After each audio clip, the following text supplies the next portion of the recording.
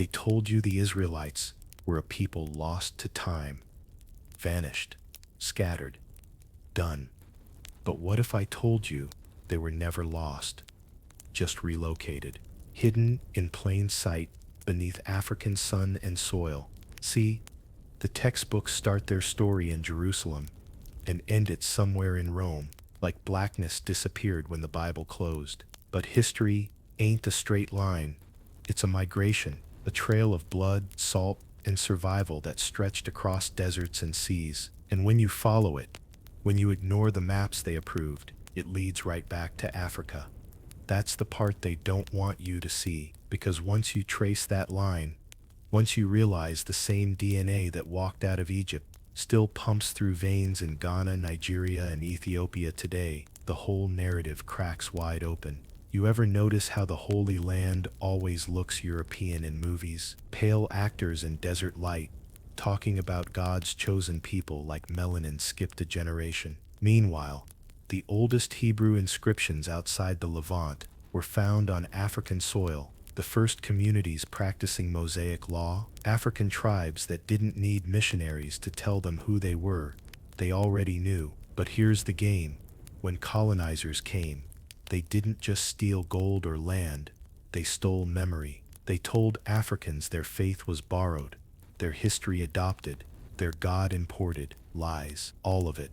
Because the truth is, long before Europe ever said Israel, African kingdoms were keeping Sabbath, speaking Semitic tongues, singing psalms that sounded more like home than Jerusalem ever did. Ask yourself, why would they hide that? Why erase a lineage that connects the Bible's chosen people to the very continent they called primitive? Simple. Control the bloodline. Control the belief. It's the oldest magic trick in empire. Make you forget who you are, then sell your identity back in fragments. One picture at church, one edited textbook, one sanitized documentary, where the Israelites look more like tourists than travelers. But let's keep it real. Africa's fingerprints are all over that story. It's from the Nile to the Niger, from the Horn to the Congo. The cultural DNA matches, circumcision, dietary laws, names that echo Hebrew rhythm, Ben, Levi, Yah. Even the music, the mourning, the moral codes, all carry that same ancestral hum. They said the lost tribes vanished. Nah, they just moved south. They built new homes in Kush, in Axum, in Timbuktu, where Torah scrolls sat beside African griot songs, and kings wore crowns shaped by scripture. And here's the kicker. Modern genetics is catching up. Studies tracing Y chromosomes and mitochondrial lines are finding markers in African populations that mirror ancient Levantine DNA. The same migrations the Bible described, science is quietly confirming them. But you won't hear that on the History Channel, because it flips the whole racial hierarchy upside down. Imagine that. The same people they told you received civilization might have been the ones who wrote the blueprint for it. So now we gotta ask, when did the world decide to separate Africa from Israel? When did the black face of faith become illegal to remember? Because if Africa was home to prophets, priests, and kings, then who decided to paint them white? And if the real Israelites were never lost, who's been living their story this whole time? You ever wonder why the Bible starts in Africa but ends in Europe? That ain't coincidence. That's editing. See, to find the real Israelites, you can't start with church art or European maps. You start where the stories began, the rivers, the deserts, the trade routes that carried families, not armies. The real record isn't in Vatican archives or British museums. It's in oral histories whispered across African villages, etched in migration songs, encoded in languages the West never learned to translate right. Let's start with the receipts they buried. Ancient maps, before the age of discovery, show kingdoms like Judah and Israel marked inside Africa's interior. Portuguese and Arabic travelers in the 1300s and 1400s wrote about African communities calling themselves Children of Israel. The Lemba of Southern Africa, the Igbo of Nigeria, the Beta Israel of Ethiopia, all kept practices that mirrored the Torah centuries before missionaries arrived. Coincidence or continuity? Now think about this. The Hebrew word for Africa in early texts wasn't foreign, it was home. When Moses fled Egypt, where'd he run? Midian, northeast Africa. When Joseph was sold into slavery, where'd he end up? Egypt, Africa. When the infant Jesus needed protection, where did Mary and Joseph flee? Africa. Every time salvation had to hide, it hid in African arms. So ask yourself, why did Europe redraw that map? Why did they move the cradle of holiness out of the continent that raised it? Because they couldn't rule a people who knew they were chosen. When Rome fell and Europe was trying to crawl out of the Dark Ages, Africa was still shining with libraries, astronomers, mathematicians, and yes, priests who could read Hebrew scripture by memory. The Ethiopian Bible, the oldest complete version on earth, includes books European Bibles left out. That's not a conspiracy theory. That's archaeology. That's documented. But here's where it gets wild. Those same missing books, Jubilees, Enoch, Maccabees, carry the bloodline markers of a faith deeply rooted in African worldview. They don't describe God as a European monarch. They describe him as a force of liberation, a voice from the desert, a protector of people whose skin matched the soil. Europe couldn't let that version of God survive, because that God didn't serve their empire. That God freed people from it. So during the colonial scramble, missionaries did more than preach. They reprogrammed. They stripped African tribes of their own religious texts and replaced them with approved versions printed in London, Paris, and Rome. And here's the dark psychology behind it. They didn't need to destroy the old belief, just rename it.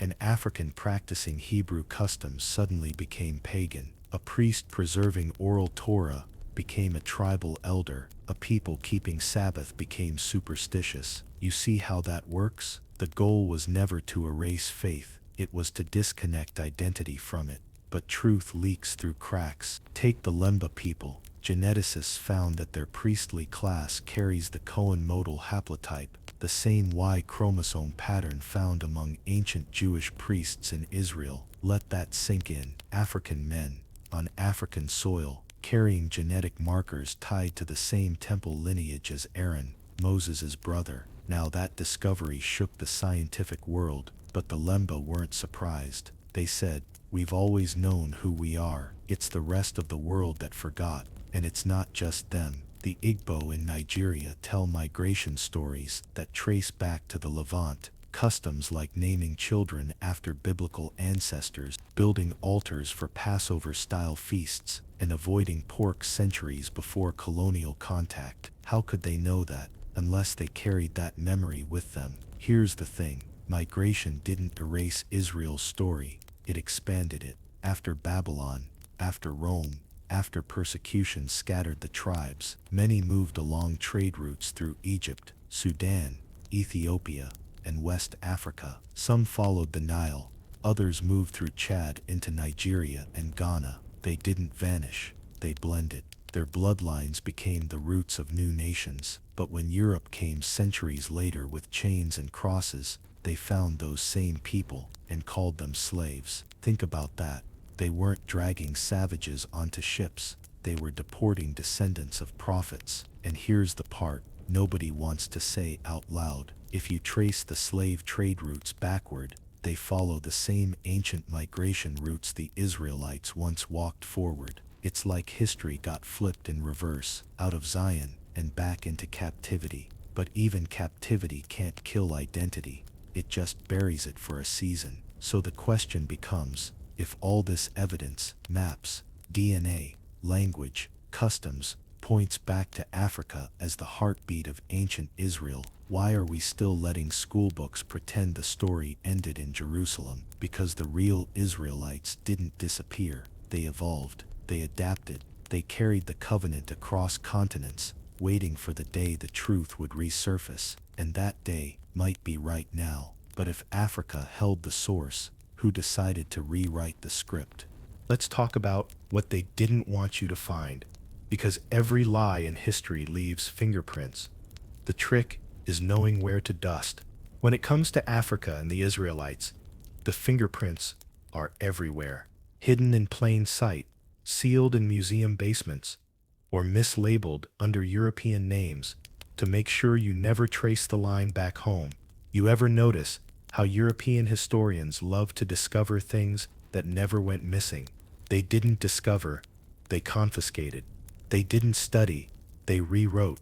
And when it came to Africa's connection to ancient Israel, they didn't just edit history, they censored it. Let's start with what they removed.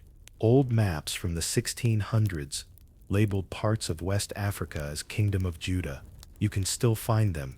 Rare, brittle paper locked away in London and Lisbon archives. Those weren't accidents or artistic guesses. Those were records made by explorers who saw tribes calling themselves Yahud or Bani Israel, sons of Israel. But in the 1800s, when colonial powers started carving Africa into pieces, those labels disappeared. Same maps, same borders, but suddenly the names changed. Judah became Dahomey, Israel became coastal tribes, Hebrew became native dialect. Ask yourself, why rename what you could simply acknowledge? Because truth threatens ownership. If Africa held Israel's descendants, Europe couldn't claim divine destiny. If Africa had the covenant, Europe's crown lost its glow. The libraries of Timbuktu held scrolls, not myths, but manuscripts, written in Hebrew, Arabic, and Jez, describing migrations of Semitic peoples across the Sahara.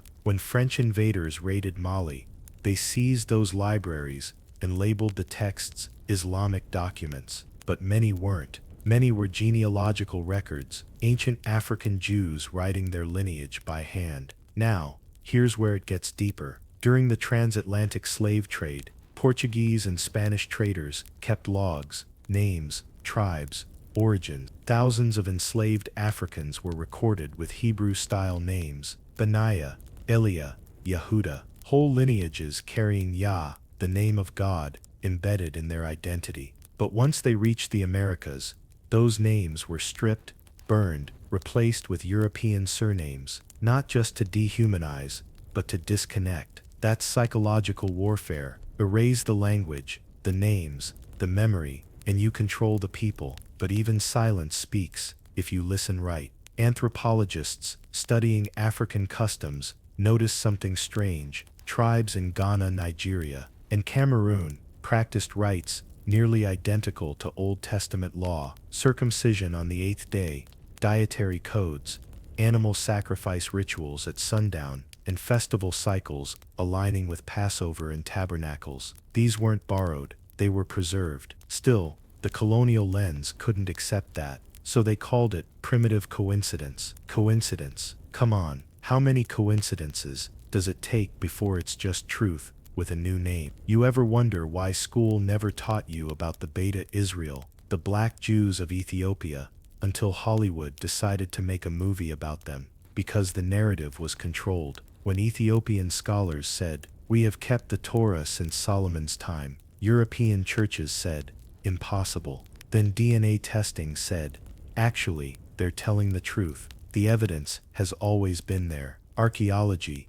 genetics, oral history, but the world's gatekeepers made sure it stayed fragmented. It's like breaking a mirror, scattering the pieces, and telling the world there was never a reflection to begin with. But here's the wildest part. Some of those pieces survived inside the very institutions built to suppress them. In the Vatican Library, scholars found ancient Ethiopian codices referencing the southern tribes of Israel who fled by the river Cush. Cush, that's Ethiopia, the land of blackness. So even the Roman Church preserved the clue, just never explained it. And that's not all. In 1935, British archaeologists in Nigeria unearthed artifacts with inscriptions resembling ancient Hebrew script. Instead of publishing, they sealed the report, filed it under non-relevant material, and moved on. That's how deep the cover-up runs. Because if Africa could prove it held the bloodline of Israel, the balance of power, spiritual and historical, would shift overnight. That's why the textbooks stay sanitized, the museums stay curated, and the documentaries stay quiet. But time has a funny way of unearthing what arrogance tries to bury. The fragments are lining back up, in DNA tests, in rediscovered maps, in language parallels, in ritual memory. You can only hide the truth for so long before it starts whispering from the ground. And the whisper is getting louder, because this isn't about religion, it's about identity. A stolen people finding their reflection in the pages of the oldest book on earth. So the next time someone tells you the Israelites were all Middle Eastern, ask them what Middle East even means, because that term didn't exist until 1902. Before that, it was all Africa and Asia, one continuous land, one continuous story. History didn't lose the Israelites, it hid them in plain sight. But if these are the missing pieces, who was powerful enough to break the mirror in the first place? The story of the Israelites doesn't end in the Levant. It expands southward, deep into the African continent. Historical records, oral traditions, and archaeological discoveries all point to a fascinating truth. After the Assyrian and Babylonian invasions scattered the Israelites, many fled not eastward into Asia, but west and south into Africa. This wasn't a single mass migration, it happened in waves over centuries, shaping entire kingdoms and cultures across the continent. Let's start with what the Bible itself says. The book of Zephaniah mentions the rivers of Cush, modern-day Sudan, and Ethiopia as a region connected to the Israelites. In the book of Jeremiah, during the fall of Jerusalem, groups of Israelites fled toward Egypt, seeking refuge. Egypt, already a major power and a multicultural hub, became a crossroads where Hebrew refugees intermingled with Africans. From there, many continued south into Nubia and Cush, ancient civilizations with close trade and military ties to Israel and Judah. Historians often overlook this movement, focusing instead on the Babylonian captivity narrative. But ancient African oral histories tell another side. The Lemba people of southern Africa claim descent from ancient Israelites who migrated down the continent long ago. DNA analysis supports this. Genetic testing revealed a high frequency of the Cohen modal haplotype, a marker linked to the hereditary priestly line of Aaron, Moses' brother. This wasn't coincidence, it was evidence that an Israelite priestly lineage had at some point merged with African populations, preserving not just DNA, but customs, dietary laws, and even Hebrew-rooted words in their language. But the Lemba aren't alone. The Igbo of Nigeria, the Ashanti of Ghana, the Yoruba, and even groups in Ethiopia and Sudan, all have traditions claiming ancient Israelite ancestry. The Igbo, for example, observe practices strikingly similar to Levitical law: circumcision on the 8th day, purification rituals after childbirth, separation of unclean foods, and reverence for the ark, which they call Arusi. For centuries, these parallels were dismissed as coincidence, but the deeper researchers looked, the more consistent the connections became. Migration patterns line up, too. During the decline of the Kingdom of Judah, around 600 BCE, waves of refugees would have naturally followed Nile trade routes, which extended from Egypt through Nubia down into Central and Western Africa. Caravans, traders, and scholars moved freely along these paths, carrying not only goods, but beliefs, rituals, and identity. Over time, the Israelites, who moved south, adapted to local cultures while preserving key elements of their original heritage. Even Ethiopia, long associated with the Queen of Sheba and her legendary connection to King Solomon, plays a central role. Ethiopian texts, like the Kebra Nagast, tell of a son born from that union, Menelik Amai, who supposedly carried the Ark of the Covenant to Africa. Whether taken literally or symbolically, this legend reflects a powerful idea that divine authority and Hebrew legacy were transplanted into Africa, becoming a core part of its spiritual DNA. Archaeologists have uncovered clues supporting long-standing contact between Israelites and Africans. Ancient Hebrew inscriptions found in Elephantine, southern Egypt, describe a Jewish military colony living there in the 6th century BCE, complete with their own temple, separate from Jerusalem's. This is physical proof of Israelites integrating into African society while maintaining their worship and identity. Meanwhile, trade routes connected North Africa to sub-Saharan regions. As the centuries passed, these Israelite communities intermarried with Africans, resulting in unique cultural blends, festivals, naming traditions, musical rhythms, and even storytelling styles in parts of West and East Africa contain themes nearly identical to Hebrew scriptures, from tales of Exodus and covenant to symbolic uses of stars, water, and sacrifice. Colonial-era historians often ignored or erased these parallels, preferring to separate Africa from biblical history. But now, African historians and theologians are re-examining ancient texts and oral genealogies, revealing that what was once dismissed as myth may actually preserve fragments of a lost record of migration. And the DNA evidence keeps adding weight. Studies published by geneticists like Tudor Parfit and Karl Skorecki confirmed that multiple African groups carry specific Y chromosome markers found in Jewish priestly lines, the same markers present in Middle Eastern populations today. While DNA can't define culture or faith, it undeniably supports the story that ancient Hebrew bloodlines reached Africa long before the slave trade or European contact. So, when people claim that African tribes simply borrowed Hebrew customs, the evidence tells another story. These traditions weren't adopted, they were remembered. They evolved across millennia, shaped by geography, language, and African identity, yet still echoing with the ancient rhythm of Israel's past. The deeper you look, the clearer it becomes. Africa didn't just influence biblical history, it absorbed it, carried it forward, and preserved it through centuries of displacement and change. The Israelites didn't vanish after exile. Many of them journeyed south, into the heart of Africa, where their descendants still live, pray, and remember who they are. As Israelite refugees moved deeper into Africa, their legacy didn't disappear. It transformed and flourished within powerful kingdoms that would define African civilization for millennia. From the Nubian Empire of Kush to the Christian kingdom of Aksum, and later to the mighty Mali and Benin empires, each of these civilizations carried echoes of an ancient Hebrew presence through religion, symbolism, governance, and moral law. Let's start in Kush, a kingdom that stood as a beacon of African might along the Nile. The Kushites were fierce, spiritual, and deeply connected to both Egypt and Israel through centuries of trade and war. Their rulers were often priest kings, a model strikingly similar to ancient Israel's early leadership, where prophets and judges governed by divine guidance. Archaeologists have uncovered temples in Kush that used iconography nearly identical to that of the Israelites. Altars, horns, sacrificial basins, and even inscriptions invoking a single supreme deity above all others. The Hebrew prophets themselves recognized Cush as an ally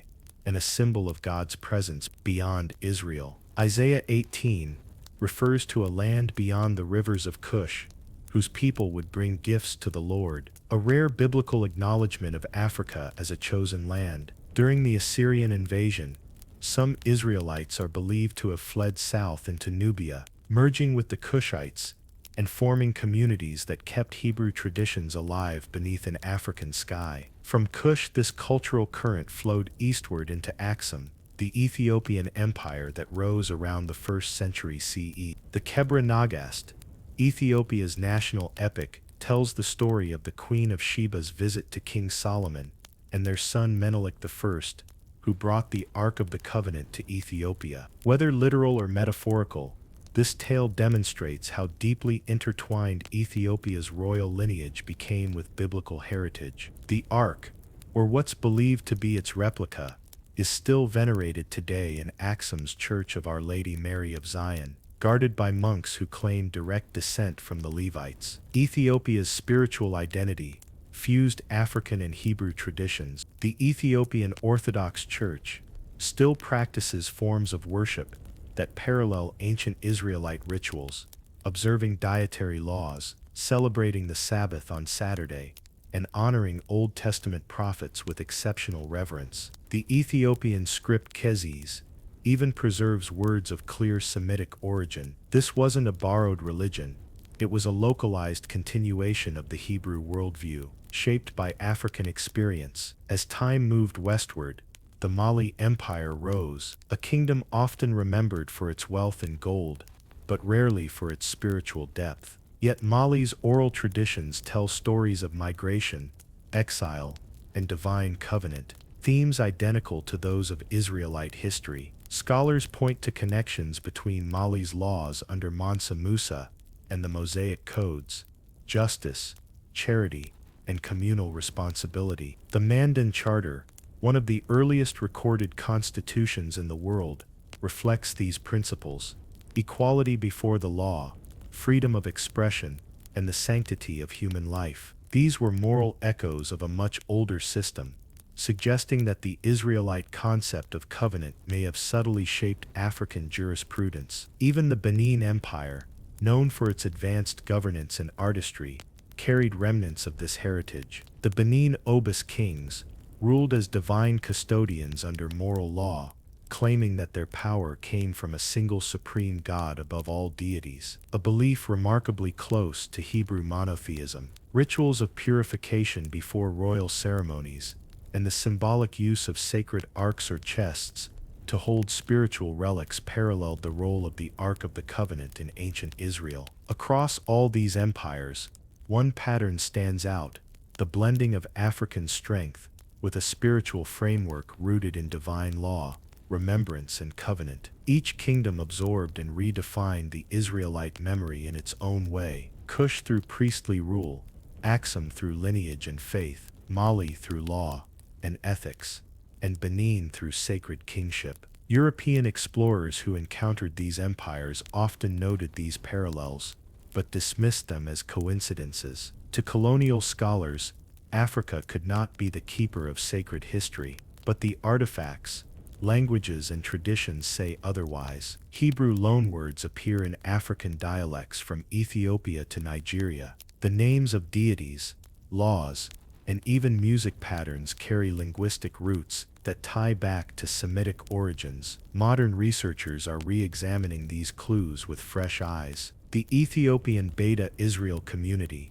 often called the Black Jews of Africa, practice customs nearly identical to those found in Leviticus, from purity codes to animal sacrifice. Meanwhile, the Lemba in southern Africa preserve oral genealogies tracing back to a leader named Sina, believed to have led them from Senna, a reference to ancient Israel. These aren't isolated legends, they're scattered fragments of a unified migration story, stitched together across centuries and borders. The deeper you look, the clearer the picture becomes. Africa was not a distant spectator to Israelite history.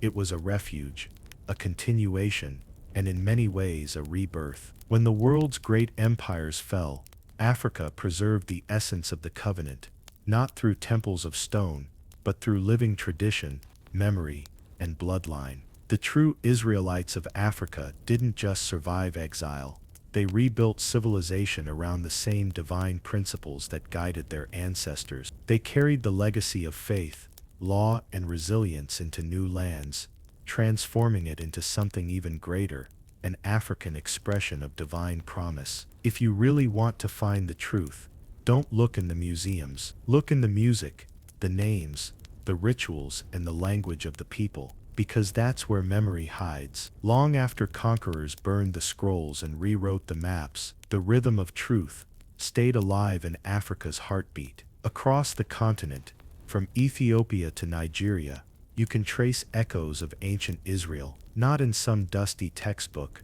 but in living tradition. They didn't just carry the history, they sang it, spoke it, danced it. Let's start with the Lemba of southern Africa. These people have been called the Black Jews of Zimbabwe. For centuries, they've practiced dietary laws nearly identical to Leviticus: no pork, no unclean animals, ritual washing before meals. They circumcise their sons on the 8th day, recite blessings invoking a single creator, and refuse to marry outside the tribe. When DNA testing was done in the 1990s, researchers found something extraordinary: a high frequency of the Cohen modal haplotype, the same genetic marker found among Jewish priestly families descended from Aaron, Moses' brother. But it doesn't stop there. The Igbo of Nigeria call themselves Igbo, a name strikingly close to Hebrew. Their oral histories speak of migration from the east, of 12 ancient tribes,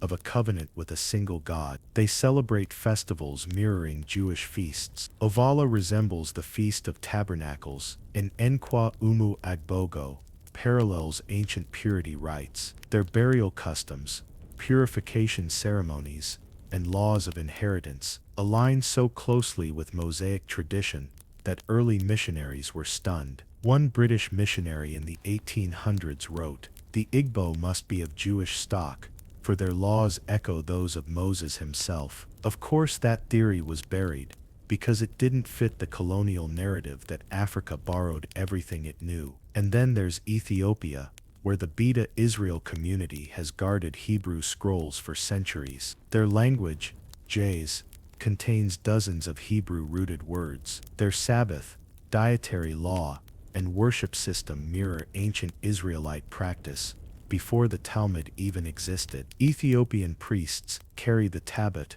replicas of the Ark of the Covenant, during ceremonies, just like the Levites carried the Ark before battle. These aren't borrowed customs, these are preserved memories of an ancient covenant. Even West Africa's Yoruba and Akan peoples bear traces of biblical symbolism. The Yoruba concept of Olodumare, the supreme unseen creator, above all other spirits, mirrors the Hebrew concept of El Elyon, the Most High. Their reverence for divine law, covenant oaths, and blessings passed through bloodlines echoes the Old Testament at its core. The Akan word Nayim, meaning God who sees everything, parallels the Hebrew El Roi, the God who sees. Coincidence, or linguistic fingerprints left behind by a scattered nation? Listen to the music, the call and response pattern in African worship. The leader speaks, the people answer, comes straight out of the Psalms. "The Lord is my shepherd," says one voice. "I shall not want,"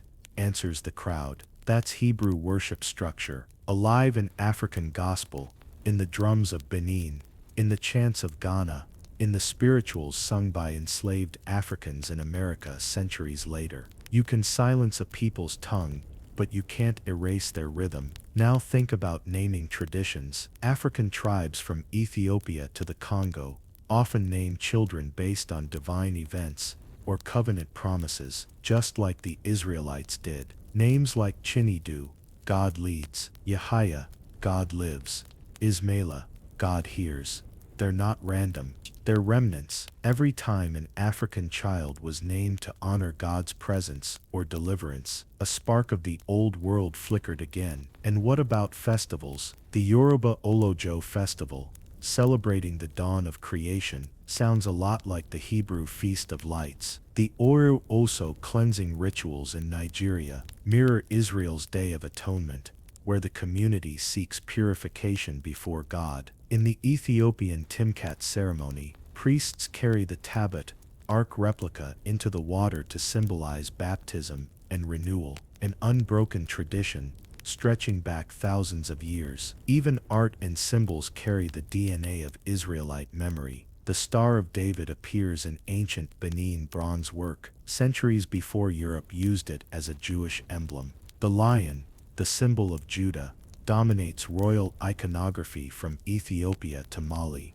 The menorah, a 7-branch candelabrum, shows up in carvings from Nubia and Axum, glowing proof of shared heritage. But here's where it gets wild. These clues didn't vanish with colonization. They crossed the Atlantic. When enslaved Africans were taken to the Americas, they brought those same songs, laws, and names with them, disguised in gospel, recoded in blues, and whispered through prayer. That's why the old slave songs sound like psalms in disguise. Go down, Moses, let my people go. These weren't just hymns, they were ancestral memory. Africa remembering Israel. Ask yourself, how can so many tribes across Africa, separated by mountains, deserts, and centuries, all tell a story about exile, covenant, and a single creator? How can DNA, culture, and scripture align so precisely, unless there's a deeper thread running through them all? The colonizers called these similarities coincidences, But coincidences don't cross continents, survive slavery, and reappear in DNA tests. That's not coincidence, that's continuity, a living memory coded into the soul of a people. And the deeper we dig, the clearer it becomes. Africa didn't just preserve fragments of Israelite history. Africa was the continuation of it. The temple may have fallen, the tribes may have scattered, but the covenant never died. It lived on in African soil, African tongues, and African hearts. But if Africa carried the truth, why did the world go to such great lengths to bury it? Who had the most to gain from separating the Israelites from their African roots and rewriting the map of sacred history? Now, here's where it gets dark, because once you realize Africa didn't just cradle Israelite history, it continued it. You've got to ask yourself, who would want that truth buried, and why? See, once Europe realized the depth of Africa's spiritual and cultural power, they knew something had to be done, not just to conquer the land, but to control the story, because power isn't just about weapons, it's about narrative. Control the image, and you control the mind. When colonizers came into Africa, they weren't just looking for gold and land, they were looking for validation. They needed to prove their so-called civilizing mission. They needed Africa to look like a dark, godless place, a land waiting to be saved. Because if Africa was already the root of biblical civilization, then the colonizers' entire divine right to rule would collapse overnight. So they flipped the script. They painted African kings as savages. They renamed empires tribes. They rebranded ancient temples as primitive shrines, and in the same stroke, they bleached the faces of biblical icons. Suddenly, Jesus looked like he spent summers in Rome, instead of walking barefoot in the blazing sun of the Middle East. Moses lost his melanin. Solomon started looking like he belonged on an Italian fresco. But why? Because image equals authority. A white Jesus gave moral cover to colonial conquest. If God looks like us, they reasoned, then maybe God wants us to rule them. That's not religion. That's psychological warfare. During the 1800s, European scholars launched what they called scientific racism, a false science designed to rank human worth by skin tone. They published fake anthropology that placed African people at the bottom and Caucasians at the top. They dug up skulls, measured noses, and drew maps pretending human intelligence followed skin color. But what they really did, they weaponized pseudoscience to rewrite history itself, and they used the Bible to justify it. Missionaries flooded the continent preaching obedience, not liberation. They told the descendants of kings and priests that they were descendants of Ham, cursed to serve forever. That's not theology. That's propaganda dressed as faith. Then they went one step further. They started re-educating the children. Colonial schools erased native languages, banned traditional names, and punished any child who practiced ancestral rituals. They replaced oral history with European textbooks, books that started civilization in Greece and ended it in London. If Africa's real history was the foundation, those books were the ceiling, meant to keep every African child's eyes just low enough never to see beyond it. And when explorers found evidence that contradicted their version, ancient Hebrew inscriptions in West Africa, Semitic scripts in Ethiopian churches, DNA links in southern tribes, they called it anomalous. They shelved it.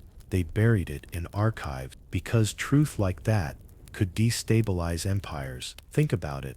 If the same people Europe enslaved turned out to be the direct descendants of the covenant, the chosen lineage they preached about every Sunday, how could slavery be justified? How could colonization be holy? It couldn't, so they rewrote it.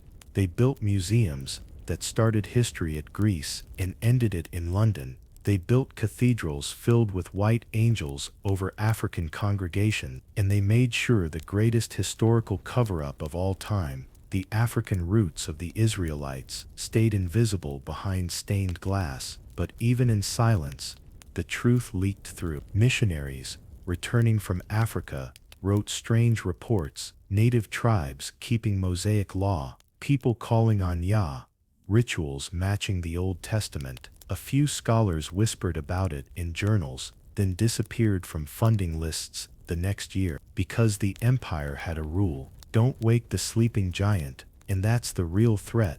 Not a nation with guns, but a people with memory. A people who start remembering who they are, can't be colonized forever, because once you reclaim the origin story, you reclaim your identity. They say history is written by the victors, but what they don't tell you is that memory, that's written by survivors. And Africa remembered, through drumbeat, through song, through bloodline, through spirit. Every ritual that survived colonization was rebellion, disguised as religion. Every name, every dance, every song that carried ancient echoes, that was Africa whispering, "We never forgot." So when you see ancient Hebrew artifacts in Timbuktu, or hear Old Testament prayers in Ethiopia, or see African DNA markers linked to priestly lines, that's not a coincidence. That's proof of what they tried to bury. The colonial project wasn't just about conquering territory, it was about conquering identity. Because if they could convince you that your ancestors were slaves, not scholars,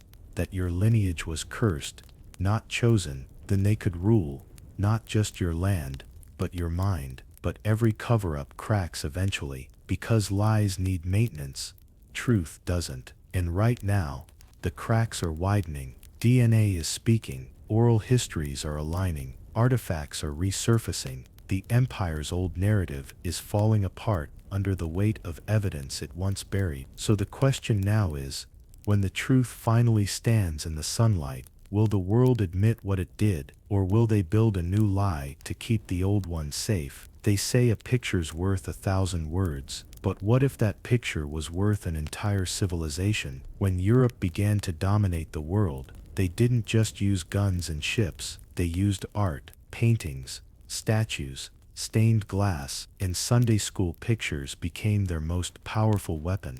Because here's the truth, if you control what people see, you control what they believe. Think about it. A people who see themselves in power start to act powerful. A people who see themselves beneath others begin to accept it. That's not magic. That's psychology. And nobody mastered that game better than the empire. They understood that visuals don't just reflect reality, they create it. That's why, during the Renaissance, European artists suddenly rediscovered biblical history and repainted it to look exactly like them. Jesus, Mary, Moses, David, all European, lighter skin, fine hair, soft features. These weren't just artistic choices, they were propaganda campaigns, silent sermons on canvas. Because if you can make the divine look like you, then suddenly you're not just ruling the earth, you're ruling heaven too. You ever wonder why, in every old European painting, heaven looks like Rome, but hell looks like Africa? That wasn't coincidence, that was conditioning, subtle, repetitive, effective. Let's break it down. In the 15th century, as Europe started colonizing Africa, they funded waves of religious art.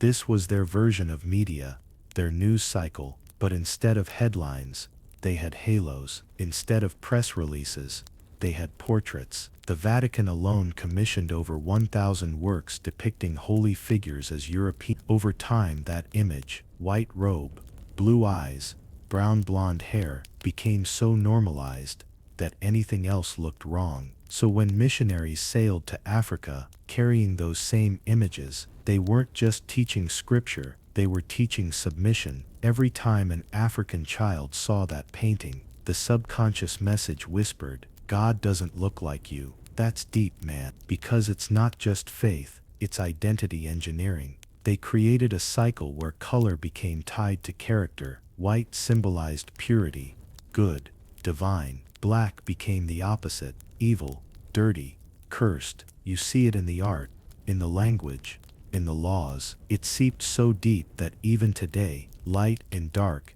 carry moral weight. That's why, when Hollywood came along centuries later, it didn't invent whitewashing, it inherited it. Every epic Bible film followed the same visual code: a blonde Moses parting the Red Sea, a white Jesus walking through Palestine, a cast of Middle Eastern extras standing behind the lead, like shadows in their own story. That's not history, that's mass hypnosis. And don't think it stopped there, even textbooks got in on it. When you flip through an old world history book, what do you see? African figures drawn smaller, darker, less detailed, while European characters stand tall, shining, clean. The message: one is central, the other peripheral. Now imagine being told that your ancestors built pyramids, and then being shown a white pharaoh in the textbook. That's a double assault, factual erasure, and psychological separation, because even when they couldn't erase the accomplishment, they could still change the face. But here's where it gets even more twisted. Some of those same whitewashed icons were based on real African models. The earliest depictions of Mary and Jesus, found in Coptic and Ethiopian churches, show them with dark skin and Afro-textured hair. But as Christianity spread into Europe, those images were systematically replaced. Artists were paid, yes paid, to repaint holiness in their own image. And over time people forgot the switch ever happened. That's how you know it worked. This wasn't just about art, it was about psychological control. Colonial leaders understood that it's easier to rule a people who no longer recognize themselves in their gods, their heroes, or their history. You don't need chains when their minds do the job for you. And yet, the resistance never died. Across Africa, hidden shrines and secret societies kept the original imagery alive. The Black Madonna, in Poland, dark as obsidian, still draws millions. The churches of Lalibela still worship a Christ who looks like the people. In the heart of Nigeria, murals from centuries ago still show prophets with braided hair and brown skin. See, the empire tried to repaint the truth, but they forgot. You can't bleach memory, it stains through time. Now, today, that same battle continues on screens instead of canvases. Every movie poster, every streaming documentary, every AI image that defaults to pale skin, that's the modern version of the same war. It's not about pigment, it's about power. Because the question isn't what did they paint, it's why did they need to paint it at all. When you start asking that, you start seeing the world differently. You realize the real war was never over land or gold, it was over imagination. Because whoever owns the image owns the mind. And yet, the world's starting to remember. The real faces are returning, the old art is resurfacing, DNA is confirming what the brush once denied. But the real question is, when the face of God finally looks like the people again, will the system built on the lie survive the truth? They could conquer land, they could steal gold, they could rewrite scripture, but there was one thing Europe could never completely erase: knowledge. See, before the ships, before the crosses, before the guns, Africa was already studying the stars. Ancient Kushites charted planetary movement. Mali scholars in Timbuktu debated the size of the earth centuries before Columbus stumbled through the Atlantic. Egyptians engineered architecture so precise that even today, modern tools can't replicate it. Europe didn't bring light to Africa. They borrowed it, renamed it, and sold it back as civilization. Let's go back to the 1400s. European explorers were stunned by what they saw. Universities with thousands of manuscripts, astronomical observatories, mathematical schools run by African scholars, fluent in Greek, Arabic, and Latin. In Timbuktu alone, there were over 700,000 handwritten books. Compare that to London at the time, where most people couldn't even write their name. That's the secret history they buried. Because you can't justify slavery if your slave is more educated than you. When European colonizers realized how advanced Africa was, they panicked. So they crafted a new story that Africa was the dark continent, a land of savages waiting for salvation. It was the ultimate cover-up. You erase the evidence, and then you control the narrative. Step 1. Destroy the archives. Libraries were burned, temples looted, monuments defaced. Step 2. Discredit the memory. Historians wrote that Africans borrowed their achievements from outsiders. They called it diffusion theory, the idea that black people couldn't have built complex societies without help. Step 3. Rewrite the textbooks. That's how the lies spread. A continent that once led the world in mathematics, medicine, and philosophy was suddenly portrayed as backward, and the world believed it because the people who owned the printing press also owned the past. But here's the twist. Some of the smartest Europeans knew the truth. They studied in Africa, stole the manuscripts, and then published them under their own names. The Greek philosophers, Pythagoras, Plato, even Aristotle, all studied in Egypt. They learned under priests who had been teaching geometry and metaphysics for 2,000 years. When they returned home, they were celebrated as founders of Western thought. But what they really were translators. And when Rome fell and Europe sank into the Dark Ages, Africa and the Middle East kept the flame alive. Moorish scholars reintroduced algebra, medicine, and astronomy back into Europe through Spain. Think about that. Africa re-educated Europe after Europe forgot how to think. But the empire couldn't handle that truth. It was too dangerous, because if the world ever realized that the root of its civilization came from black and brown scholars, the entire hierarchy would crumble. So they rewrote the story again. They called their theft discovery. They renamed our inventions advancements. They erased the lineage, but they couldn't erase the fingerprints. Even today, scientists find hieroglyphs showing ancient African surgeons performing brain operations, stone carvings showing galaxies unseen by the naked eye, maps like the Piri Reis, drawn before satellites, but perfectly accurate. That's not coincidence. That's memory. Europe's greatest fear wasn't Africa's darkness. It was Africa's light, because knowledge, real, ancient, undeniable knowledge, dissolves propaganda. It breaks the illusion that one race was chosen to rule the rest. That's why colonial education was never about learning. It was about unlearning. They stripped the curriculum of African history. They trained children to memorize European kings instead of African queens. They taught the story of Caesar, but never of Sundiata. And they told us that progress began in Greece, ignoring the civilizations that taught Greece how to read the stars in the first place. And yet, the truth still survived, hidden in oral traditions, griot songs, family stories, underground manuscripts. Knowledge became rebellion. Every drumbeat carried memory. Every proverb preserved philosophy. Even when they took the books, they couldn't take the brains. Now the world's archives are opening. Carbon dating, archaeology, digital restoration, all proving what the colonizers feared most, that Africa was the first teacher, the blueprint for architecture, medicine, mathematics, philosophy. It all started here. And when that truth comes out, it doesn't just rewrite history, it reclaims identity. Because this was never about nostalgia, it's about correction, restoring the world's balance after centuries of lies. Because imagine what happens when every child of the diaspora realizes that their ancestors didn't come from darkness, but from brilliance. That the same continent they were taught to pity once mapped the heavens, healed disease, and built wonders still standing today. That's what terrified Europe. Not rebellion, not resistance, but remembrance.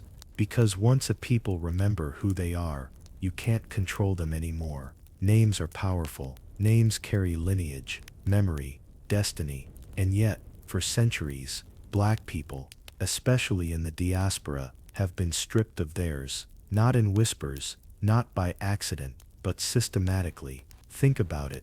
Africans didn't just arrive in America. They were brought, kidnapped, erased. And the first thing that happened when they landed, their names were taken, original names.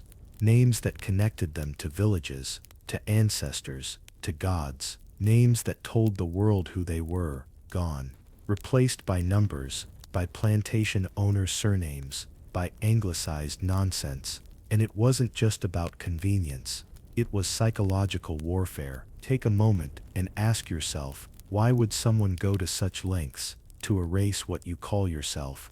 Because if you don't remember your name, you start forgetting your story. And if you forget your story, they control the narrative.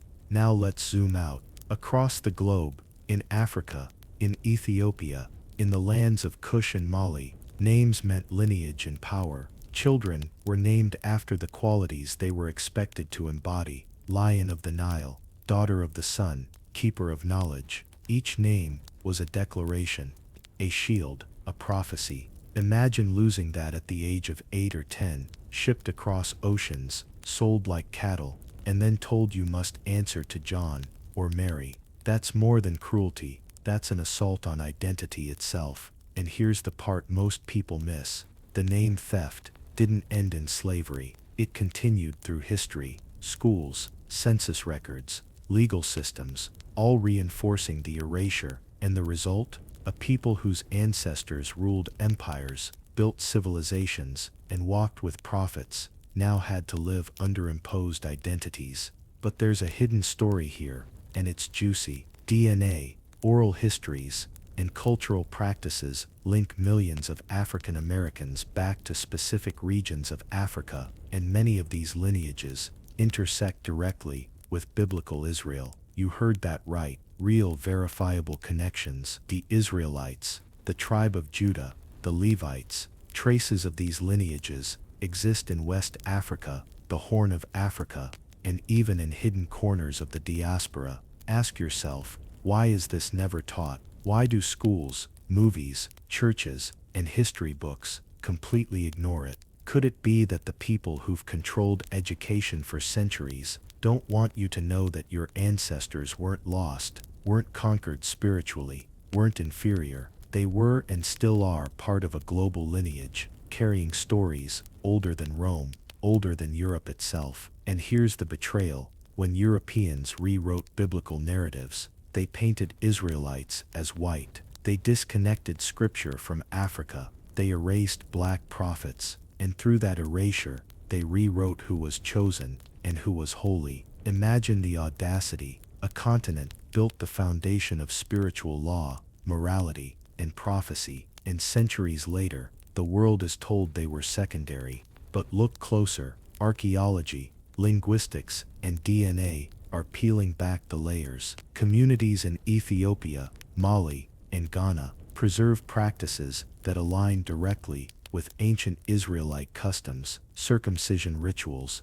dietary laws, Sabbath observance, even ceremonial storytelling. These aren't coincidences. These are echoes of an unbroken lineage that history tried to silence. And don't sleep on the psychological side of it. Losing your name, your identity, your heritage, it's a form of control. It breaks spirits. It creates doubt. Maybe we are disconnected. Maybe we are strangers in our own skin. That's the message the world wants you to internalize. But here's the secret. You can reclaim it. One discovery, one truth at a time, starts rebuilding the bridge that slavery, colonialism, and propaganda tried to burn. Take the stories of African Jews, for example, the Lemba people of southern Africa. DNA tests in the 1990s confirmed the presence of markers traced to the ancient Levites. Rituals, songs, and oral history preserved for centuries, hidden from the colonial gaze, suddenly given scientific legitimacy. That's not a minor footnote. That's the universe whispering, "We remembered for you." And it's happening across the Americas too. Families tracing roots back to Benin, Congo, and Ghana discover Hebrew names hidden in oral traditions, customs passed down in secret, music and rhythm encoding memory, festivals preserving ancient calendars. Every piece you uncover isn't just a name, it's a reclamation of power. So when you think about lost tribes, maybe they weren't lost at all. Maybe it was history's version of a gaslight, telling you something false, so you could doubt yourself, so you could live disconnected from your own greatness. And now we're breaking the silence. We're digging into DNA, mapping migrations, connecting dots across continents and centuries. The stories you thought were gone, they're still here, waiting, just beneath the surface, waiting for the curious, the bold, the awake. Ask yourself, how would the world change if every person of African descent remembered their real name, their real lineage, their real history? What if we never allowed the theft of identity to define us again? Because here's the truth, knowing your name isn't vanity, it's survival, it's resistance. It's the first step in reclaiming a story that belongs to you and no one else. They love to say, civilization began in Greece. Cute, right? Greece was still trying to figure out plumbing when Africa had already built cities with libraries, laws, and light. That's not arrogance. That's receipts. Because long before marble statues, Africa had pyramids aligned with the stars. Long before philosophers, Africa had scribes, scientists, and priests teaching astronomy, architecture, and medicine in temples that Europe later renamed schools. The receipts are everywhere. Let's start in Egypt, or better yet, Kemet, its real name. Kemet literally means the black land. Not because of soil, because of the people. Black people. And yet, every Hollywood movie, every museum painting, every textbook tries to bleach that truth out. But here's the part they never mention. Every pharaoh, every high priest, every scholar described themselves using symbols tied to darkness, fertility, divinity. They didn't just look African, they were African. Look at Nubia, the kingdom of Kush. Older than Egypt, richer than gold, home to warrior queens like Amenirrenas and Amanishakato. Women who faced down Rome itself. Rome, the empire that conquered most of the known world, couldn't handle them. The Nubians defeated Roman armies, reclaimed their land, and forced a peace treaty, something not even most European nations could do. Yet, history class skips that part, and that's the trick. They don't erase everything, they just erase enough to make you think Africa was late to the party. They'll show you Egyptian hieroglyphs, but not tell you about the libraries of Timbuktu. They'll talk about Greek philosophy, but never mention that Pythagoras, Plato, and Socrates studied for decades under African priests. Let that sink in. The so-called fathers of Western thought were students of Africa. But here's the twist. When they returned to Europe, they didn't just bring ideas. They brought stolen credit. They repackaged African science as European genius. And over centuries, that theft became gospel. They told the world Africa was primitive, superstitious, uncivilized. But if Africa was so primitive, why did Europe's greatest minds cross deserts just to learn from it? Why did they write letters begging African rulers for access to trade, technology, and wisdom? Ask yourself, what did they see in Africa that scared them so much? It wasn't just wealth, it was confidence, power, a spiritual and intellectual completeness that Europe had never known. Africa didn't separate science from spirit, medicine from philosophy, art from law. Everything was connected, balanced, sacred, and that terrified the world that wanted to divide, categorize, and control. When Mali rose, it wasn't just a kingdom, it was an empire of enlightenment. The University of Sankore, in Timbuktu, had tens of thousands of students from across Africa and the Middle East. Their scholars mastered mathematics, theology, chemistry, and law centuries before Oxford existed. Manuscripts written by African hands, bound in leather, preserved by families for generations. Proof that Africa was thinking on levels Europe couldn't even dream of. So when they call it the Dark Continent, you have to ask, dark for who? Because Africa was glowing. The light just didn't fit their narrative. And here's where the betrayal cuts deep.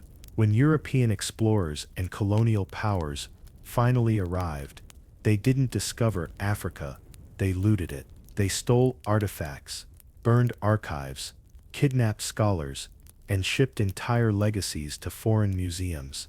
And then they had the audacity to label Africa uncivilized. That's like robbing someone's house moving in, and calling them homeless. But you know what's poetic? The truth always resurfaces. Archaeologists today are uncovering ruins older than the Bible, stone circles in Senegal that predate Stonehenge, great walls in Zimbabwe, larger than European castles, ancient trade routes connecting the interior of Africa to Arabia and India, centuries before globalization had a name. Every new discovery rewrites the narrative they thought they'd buried. Then here's what they don't want you to notice. Every time a new ancient find is announced, the media scrambles to downplay it. Mysterious builders, unknown civilizations, lost people, never Africans, never black, because the moment you connect the dots, their hierarchy collapses.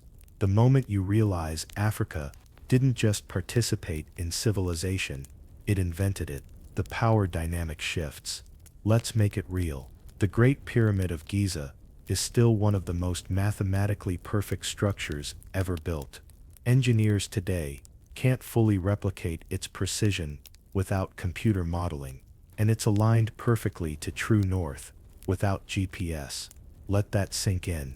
No steel cranes, no electricity, just African minds, mathematics, and mastery. So when you walk through a museum and see artifacts labeled unknown origin, remember this: unknown to them doesn't mean forgotten by us.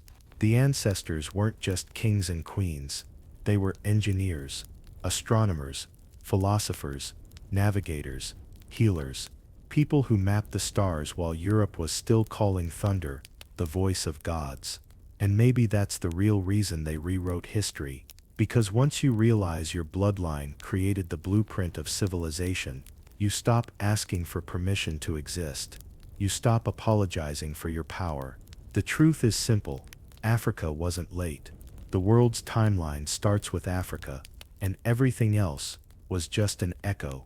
But if Africa was first, if all human civilization traces back to black brilliance, then the real question is this: who changed the story, and why? Here's the part they don't teach you in school. History isn't just about dates and battles, it's a business, a power play. And Africa, it was the blueprint they wanted to erase. Think about it. If you control the story, you control reality, you control people. And for centuries, the narrative of human achievement has been stolen, sold, and polished until it looks like Europe invented civilization. It started with conquest, sure, but conquest isn't just swords and blood. Conquest is stories. Rome conquered lands, but it was Europe that conquered minds. They rewrote every textbook, every map, every chronicle. They took Africa's victories, Africa's philosophy, Africa's innovation, and packaged it under whitewashed names.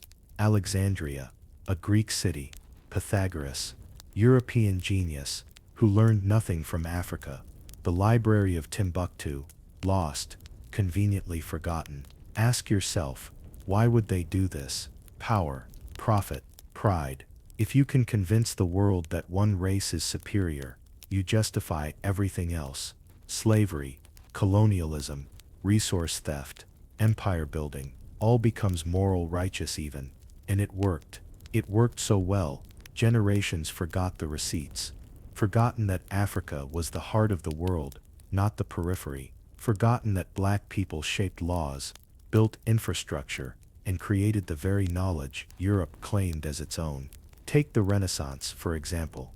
They loved to celebrate Italian art, Greek philosophy, European science. But every one of those rebirths has an African shadow. Leonardo da Vinci studied the works of African engineers and architects. Greek philosophers, mentored by African priests. The so-called birth of reason was really a repackaging of African intelligence. And over time, the original authors were erased, replaced with a sanitized version Europe could sell to itself and the world. And it's not ancient history either. The same tactic continued through colonization. Look at maps. Look at textbooks from the 19th century. African cities described as primitive villages, rivers called unknown lands, undeveloped. Everything valuable stolen or hidden. Everything inferior amplified. They made you feel Africa started empty, waiting for Europeans to show up with ships and pencils.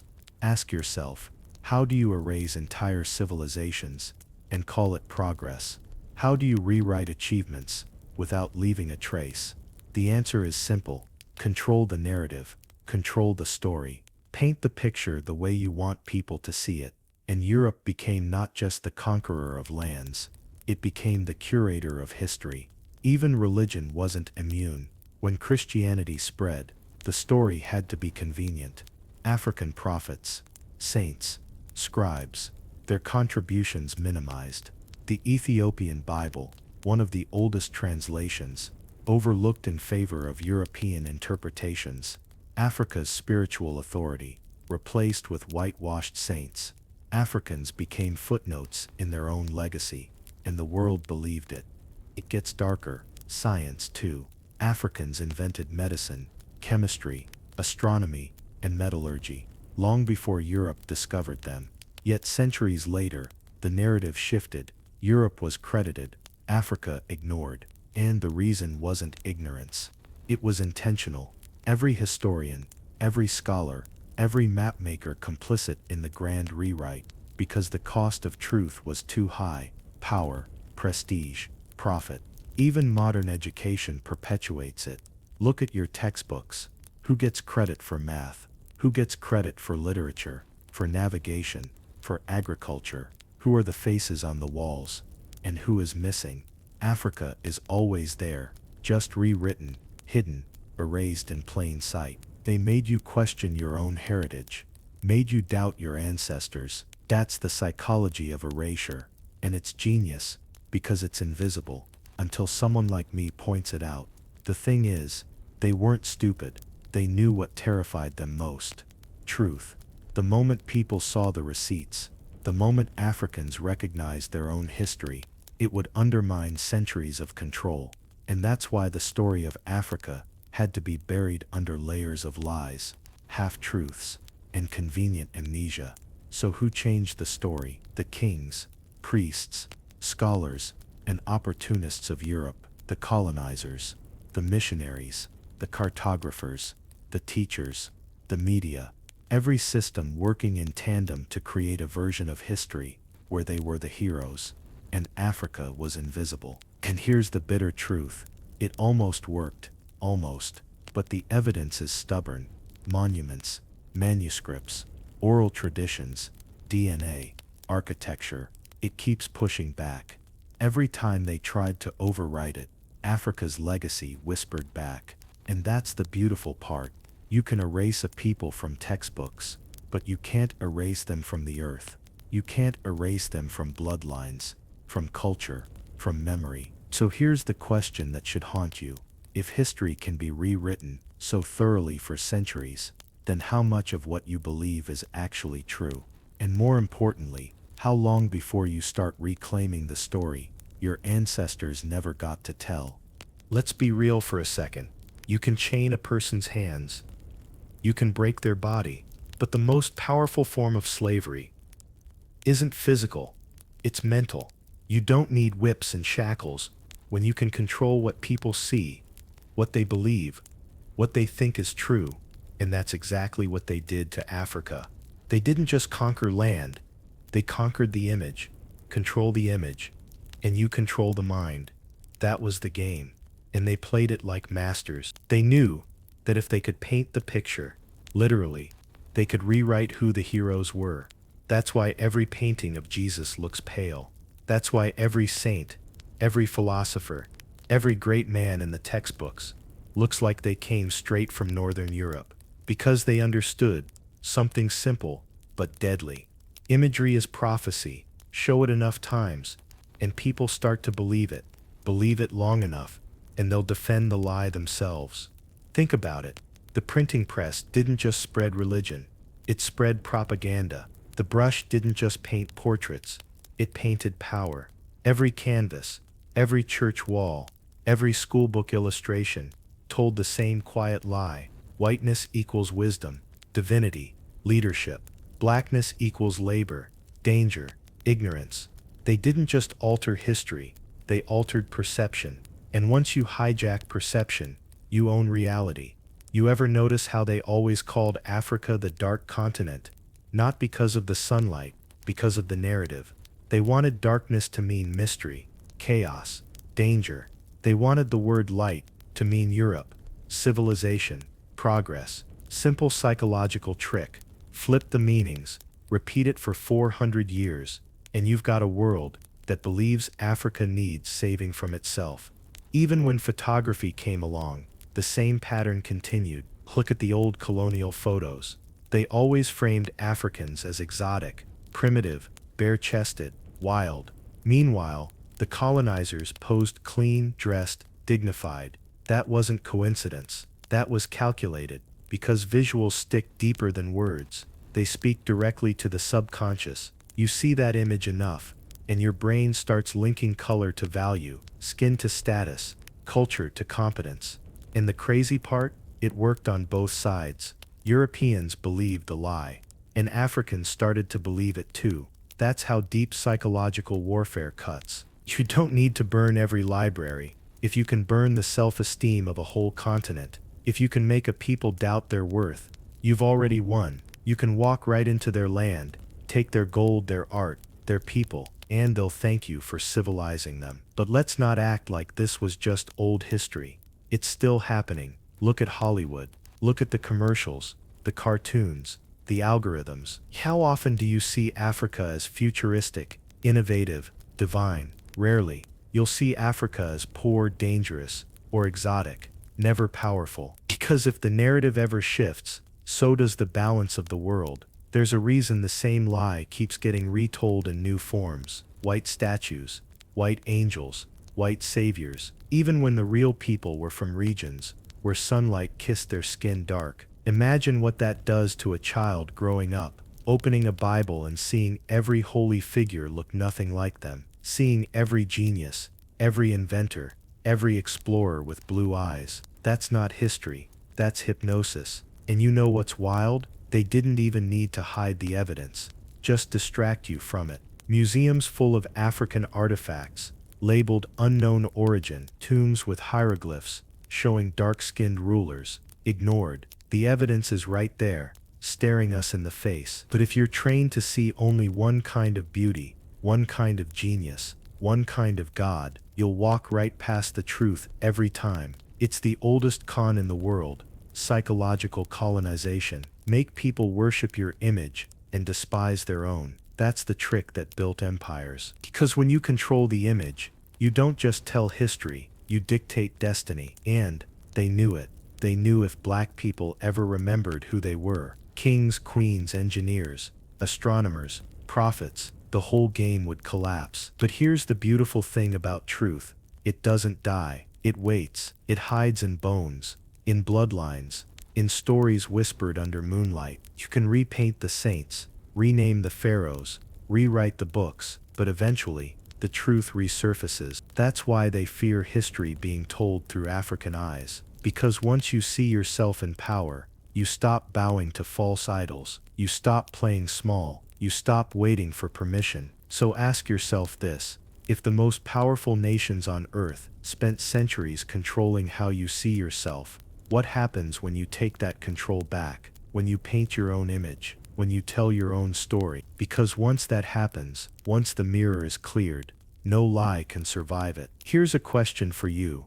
What scares a civilization more than war? Knowledge. Real knowledge. Knowledge that comes from understanding the world, mapping it, measuring it, controlling it. That's what terrified Europe. Not swords, not armies, ideas, African ideas, ideas that predated Greece, Rome, and the whole European pantheon of discovered wisdom. Because Africa didn't just survive, it built, calculated, navigated, and wrote the blueprint for the world. And Europe knew it. Take mathematics. The numbers we use today, they didn't come from Europe. Algebra, geometry, and advanced calculations were alive and thriving in Africa centuries before they were adopted by the Greeks. Timbuktu, Cairo, Meroe, cities buzzing with scholars, libraries, and mathematicians. And yet when history books tell the story, they frame it as if Europe had a solo act in discovery. Ask yourself,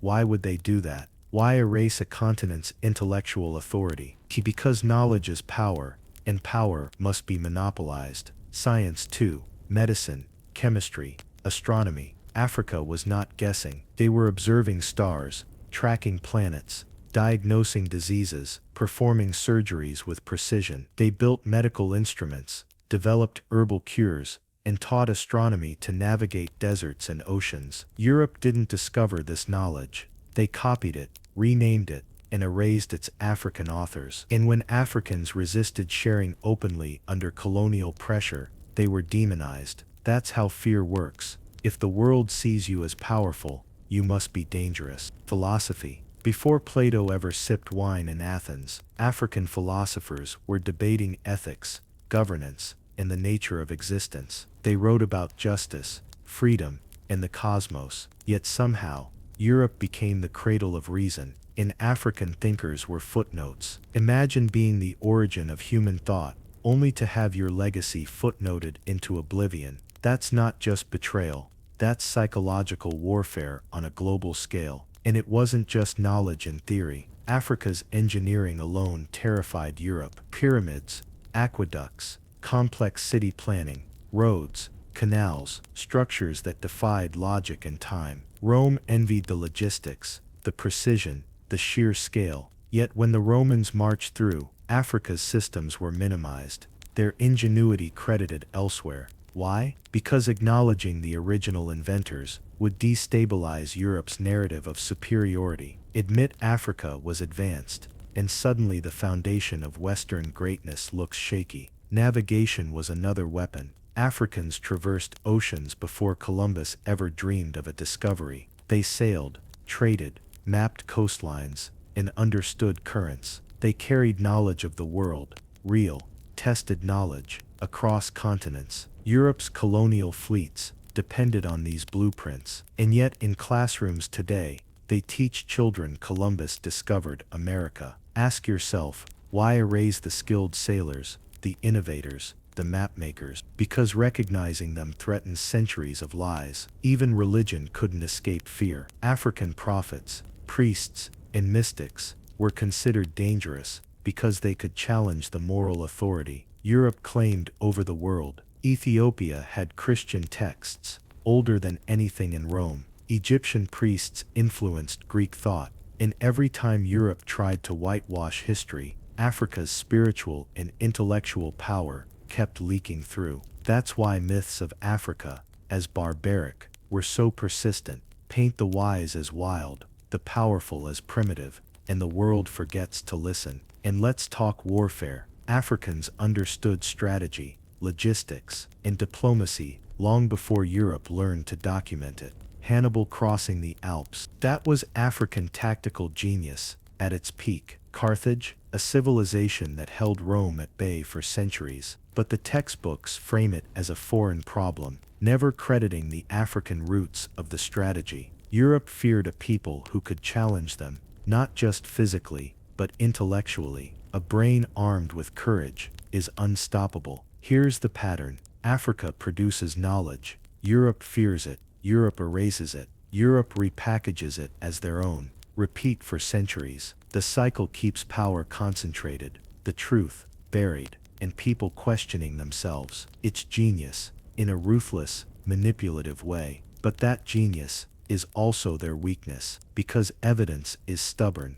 DNA, architecture, oral traditions, astronomical records, all whisper the truth, all scream the truth, if you're listening. So imagine being a European leader back then. You see a civilization with cities, schools, libraries, navigational mastery, philosophy, medicine, religion. You realize they're smarter, older, and more advanced than your own people. Panic sets in. You can't destroy Africa, the geography, the culture, the history, so you attack perception instead. That's why they lied, repainted, retold, because the only thing they could control was what people believed. And that's the kicker. Psychological domination lasts longer than any army, because it infiltrates minds, molds identities, and shapes generations. The terror wasn't in Africa's armies, it was in Africa's intellect. That's the part they never teach, and that's the part that, if remembered,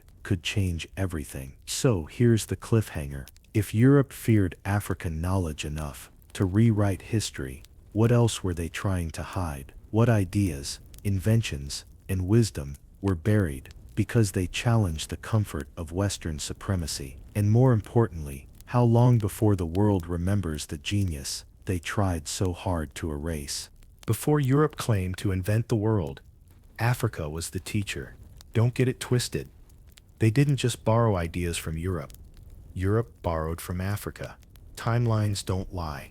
Long before Socrates sat in Athens asking questions, African scholars were building libraries, calculating solar eclipses, mapping the Nile, and teaching ethics. And yet, somehow, textbooks skip right past it, like it never happened. Ask yourself, why would they erase the continent that literally taught the world how to think? Take mathematics, not simple counting, advanced algebra, geometry, and arithmetic. The ancient Egyptians developed a numeric system that could model the heavens, predict the flooding of the Nile, and engineer massive monuments. Think about that for a second. You're watching a civilization calculate with precision that allows for the Great Pyramids to rise to the sky, blocks aligned so perfectly they defy belief. And then Europe comes along, centuries later, and claims discovery. That's not ignorance. That's theft. Science, too, had deep roots in Africa. Medicine, chemistry, engineering, all practiced centuries before Europe codified them. African doctors performed surgeries, developed herbal remedies, and even documented cures for diseases we still study today. They observed the stars, tracked the planets, and applied astronomical knowledge to agriculture and navigation. Africa wasn't guessing, they were testing, proving, innovating. And yet, you won't hear that in your school classrooms. Why? Because if you admit Africa taught the world, it ruins the narrative that Europe is the sole origin of intellect. Philosophy. Oh, the philosophy. Egyptians debated morality, justice, and the cosmos. Nubian scholars wrote treatises that questioned governance, the nature of existence, and human responsibility. They weren't scribbling in notebooks for themselves. They were creating a blueprint for civilization. And when the Greeks and Romans borrowed these ideas, they erased the African fingerprints and sold them as their own genius. Man, if Cleopatra had an Instagram, half these ancient philosophers would have been commenting under her posts. Let's talk architecture. Step into any African city of antiquity: Merowe, Great Zimbabwe, Timbuktu. Streets laid with geometric precision, structures aligned with celestial bodies, systems for water, sanitation, and urban planning that rival anything Europe could boast at the time. And the crazy part? Europe stole those ideas too. They admired, copied, and then claimed innovation. Ask yourself, how much of Western civilization is just repackaged African knowledge, astronomy, navigation, and timekeeping? Another area where Africa led the way. African scholars could predict lunar and solar cycles, track the stars, and use them to traverse deserts and oceans. They built instruments, measured distances, and passed knowledge across generations. This isn't speculation. It's recorded in hieroglyphs, manuscripts, and oral traditions. And yet, every time Europe discovers something, the original African contribution is conveniently absent. Even ethics and leadership teachings were shaped in Africa. Principles of justice, societal order, and governance were being debated and implemented long before European city-states even thought to experiment. African communities had complex political systems, laws, and trade regulation. And yet, history paints a picture of primitive Africa waiting for Europe to arrive with civilization. That's psychological manipulation. That's erasure. That's betrayal on a global scale. Science, math, and philosophy weren't just academic exercises. They were tools of survival and empowerment. Africans used knowledge to build cities, navigate oceans, trade across continents, and defend against invaders. Knowledge was power, and power threatened Europe. That's why African achievements were consistently minimized, misattributed, or destroyed, libraries burned, texts lost, teachers silenced. Think about it, not by accident, but by design. And it wasn't limited to antiquity. Even during the rise of Europe, African scholars in Timbuktu maintained vast libraries, chronicled histories, and preserved manuscripts that included everything from medicine to astronomy. These weren't isolated cases, they were a network of intellect that spanned the continent. And every time Europeans claimed discovery, they ignored this ongoing legacy. Here's what hits hardest. All this knowledge, all this proof, was carried by the people, not statues, not monuments, real humans. Africans teaching, learning, innovating, questioning, and documenting for centuries. And when you realize this, when you see the receipts, the betrayal becomes personal. This wasn't just an academic slight, it was a targeted attempt to make an entire continent doubt its genius. So look around today, the algorithms, the history books, the media, many of the same lies persist, but the truth is stubborn. The evidence remains in DNA, in architecture, in manuscripts, in oral tradition. And once you see it, once you feel it, the world can't put the genie back in the bottle. The blueprint of civilization, written in Africa, is still there for anyone willing to read it. So here's the question: if Africa taught the world math, science, philosophy, and leadership, why does the world still think it began in Europe? And more importantly, how long before that truth finally changes everything? Before they put statues in museums, before they painted tombs in faded colors, before Europe got its hands on the narrative, Africa had its kings, queens, and prophets, not vague, shadowy figures, real people, black people, men and women, whose wisdom, courage, and power shaped civilizations that still echo through time. And somehow, centuries later, most of the world believes they were white. Ask yourself, why would they lie about the very people who defined greatness? Start with the pharaohs, not just any rulers, but strategists, builders, visionaries. Ramses II, Taharka, Hatshepsut, names echoing in history, their achievements monumental, literally. Temples carved to honor gods, pyramids aligned with the stars, obelisks that defied engineering logic. And yes, their skin was black. Artifacts, sculptures, hieroglyphs, all evidence. The light and shadows, captured in carvings, show features, hair textures, and noses that no European repainting can erase completely. Yet textbooks, they airbrush the blackness away, swapping it for pale faces that fit their story. Prophets too, not the ones you've been taught in Sunday school,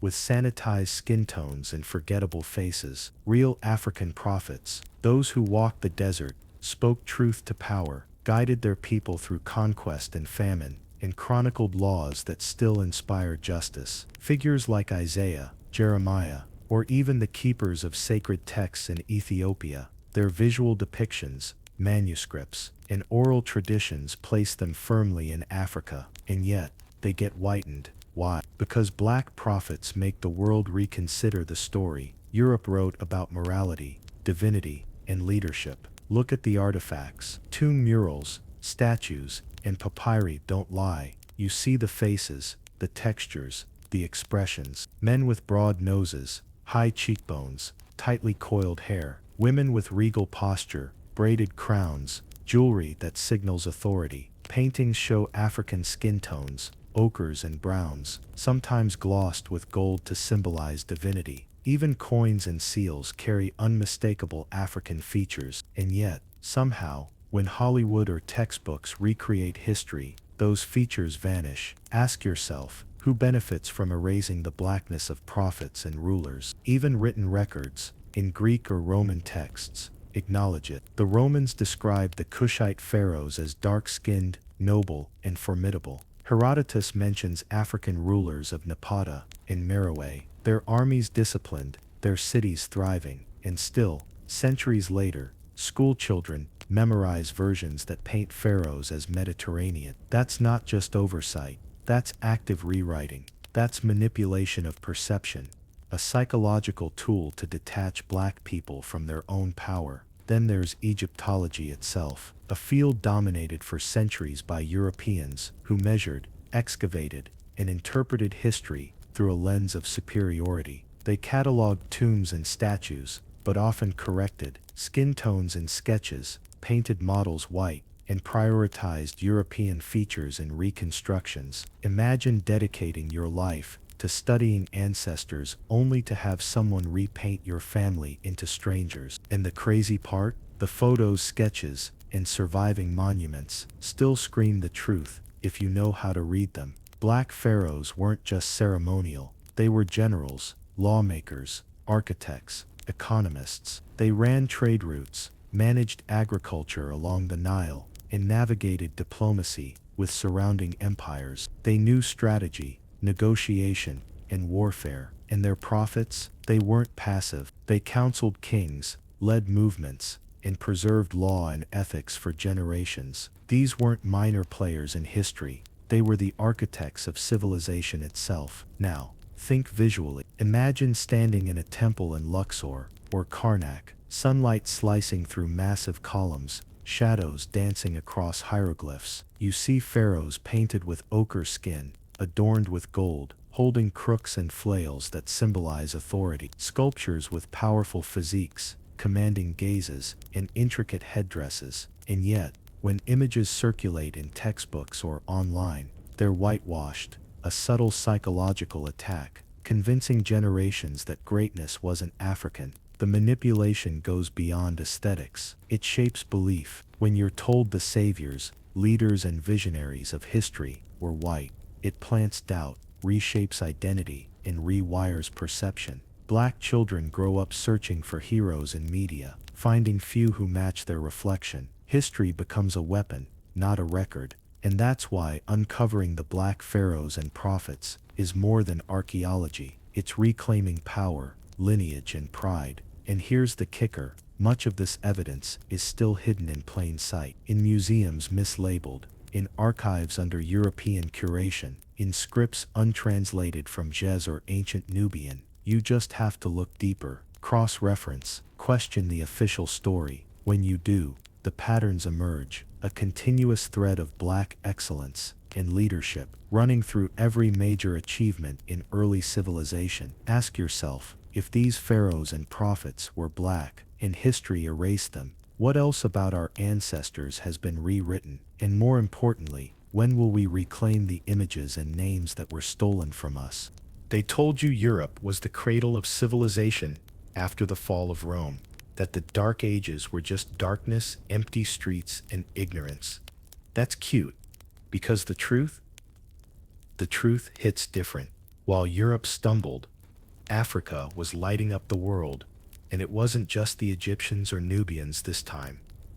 We're talking about the Moors, black scholars, engineers, doctors, and warriors, the ones who rebuilt Europe while the textbooks conveniently skipped their names. Ask yourself, how do you explain cathedrals, universities, and scientific discoveries surviving centuries of chaos if Africa didn't help? The Moors arrived in the Iberian Peninsula in 711 CE, and they didn't just conquer, they cultivated. Cities like Cordoba, Granada, and Seville became epicenters of learning.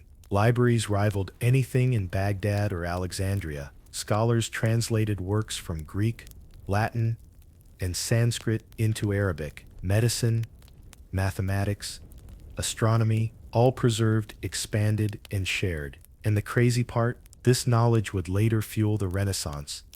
Yet somehow, the Moors' fingerprints were scrubbed clean. Who wrote the history books that made Europe look like it invented intellect from scratch? Architecture alone tells the story. Look at the Alhambra in Granada. Intricate mosaics, geometrically precise arches, fountains that merge art and engineering seamlessly. Every stone, every detail reflects African genius applied to a European context. Engineers and masons from North Africa brought techniques that allowed massive urban centers to thrive in what many assumed were barbaric lands. Europe learned, copied, and praised, but erased the origin. The Moors didn't just contribute, they built the stage on which Europe would later perform. Education, too, was revolutionized. Cordoba's library held hundreds of thousands of manuscripts, some say more than any in Europe at the time. Students, both Muslim and Christian, traveled for miles to study law, medicine, and philosophy. They learned algebra, optics, and astronomy from black teachers whose names barely survive in records. Universities like Bologna and Oxford later drew heavily from these Moorish translations. Every classroom that talks about the European Renaissance owes its foundations to African brilliance, and yet textbooks rarely admit it. Medicine, don't get me started. Moorish doctors were performing surgeries, documenting pharmacology, and running hospitals in Andalusia, while much of Europe still blamed disease on sin or divine punishment. Surgical techniques, herbal remedies, and hygiene protocols all came from African minds. And yes, some of these methods traveled north, influencing Western medical practices. Ask yourself, if Europe had been so advanced, why borrow from Africans who weren't even supposed to exist in the narrative? Science and astronomy thrived under Moorish influence. Observatories in Toledo and Seville tracked planets, eclipses, and star charts with precision. Navigation knowledge allowed Europeans to eventually sail the oceans, but the tools, the maps, and the mathematics were African in origin. Africans taught Europe how to calculate, measure, and navigate, all erased from the story. Every compass reading, every astronomical calculation has a shadow of a Moorish scholar guiding it. Even if you never heard their names, the Moors also reshaped European culture through art and music. Lutes, flutes, intricate geometric tile work, and literary traditions carried African aesthetics into Iberia. Scholars, poets, and musicians spread knowledge across kingdoms. Without the Moors, European artistic expression would have been smaller, flatter, and less sophisticated. Yet when we watch period dramas or read literature histories, the contributions of Black Africa are minimized, footnoted, or simply left out. Even agriculture and technology were transformed. Irrigation techniques, crop rotation, and water management introduced by Moorish engineers created fertile lands in Spain where none existed. Urban planning and architecture allowed cities to flourish, providing a model for European development for centuries. Roads, bridges, and aqueducts weren't just functional, they were African ingenuity shaping the continent. And the biggest trick, Europe took credit quietly while painting Moors as outsiders or invaders. Here's the psychological punch. When you erase the contributors, you control perception. By turning black Moors into foreigners or minor players, Europe rewrote the script. Generations believed progress came solely from European genius. Meanwhile, African intellect shaped science, education, architecture, and medicine for an entire continent. That's not just omission, that's manipulation, a quiet but devastating form of historical theft. So picture it. A European classroom in 1400 CE, students learning mathematics or philosophy from texts translated from Arabic. They believe they are discovering new knowledge. They are standing on the shoulders of African giants they've never been told existed. Every theorem, every medical principle, every law codified owes its origin to the Moors. And the moment you realize that, the betrayal stings. Ask yourself, if the Moors rebuilt Europe, taught it to think, heal, and build, why does the narrative insist Europe did it alone? And more importantly, how long will it take for history to fully credit the black architects of civilization? They didn't just erase names, they repainted faces, they rewrote stories. They didn't just steal land or gold, they stole identity. The whitewashing of history isn't subtle, it's deliberate, methodical, and devastatingly effective. Look around. Every time you see a Europeanized pharaoh, a pale Jesus, a whitewashed scholar, remember, someone got rich erasing black brilliance. Ask yourself, why would they go to such lengths to scrub the truth from the pages of history? Start with art. Museums around the world are full of masterpieces that depict ancient Egypt, biblical scenes, or early European life, all populated by white faces. Statues, frescoes, and paintings were altered to match a Eurocentric ideal. Even the colors on ancient reliefs were retouched. Shadows muted, skin tones lightened, and the crazy part, the evidence of blackness was there all along. It wasn't hidden.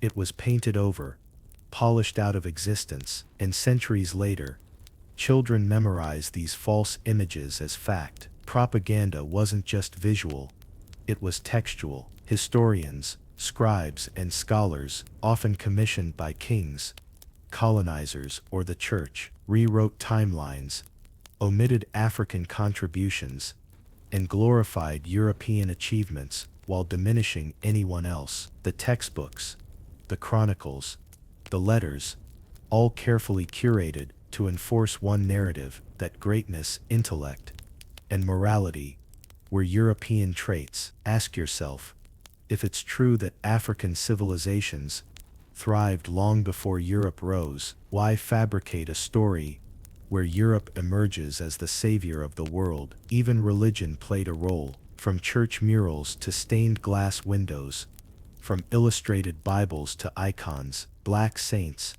prophets, and biblical figures were turned white. Look closely, and you'll see patterns. Jesus, Moses, Solomon, even Ethiopian prophets, erased and replaced with European features. This wasn't a simple artistic choice, it was psychological warfare, training generations to associate divinity and morality with whiteness. That association still lingers in media, films, and education today. Political power reinforced this whitewashing. Colonialism relied on the idea that black people were inherently inferior, that their civilizations were primitive. Erasing African influence from history wasn't just about pride, it was about profit, control, and justification. If the world believed Europe alone built civilization, slavery, plunder, and conquest could be rationalized as bringing light to the dark. Every altered portrait,